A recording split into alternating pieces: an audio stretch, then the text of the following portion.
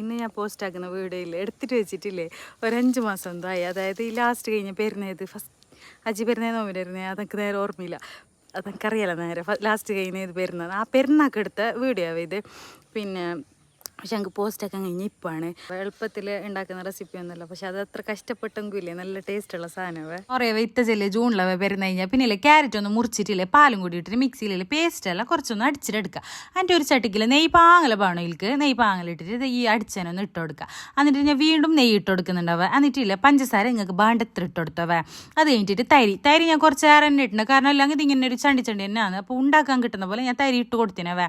ഏറെ തന്നെ ഇട്ടോ നിങ്ങൾ അല്ലെങ്കിൽ അതൊരു തണ്ണി തന്നെ കിട്ടുന്നത്. പിന്നെ വീണ്ടും നെയ്യ് ഇട്ട് കൊടുത്തിട്ടില്ലേ നിങ്ങൾക്കില്ലേ ഷേപ്പ് എങ്ങനെ വേണം ആക്കിയിട്ട് എടുക്കാവേ. ഞാൻ കുറച്ചൊരു പോലത്തല്ല ഒരു ചെറിയ നീളത്തിൻ്റെ ഒരു ആക്കിയിട്ട് വെച്ചിനാവേ.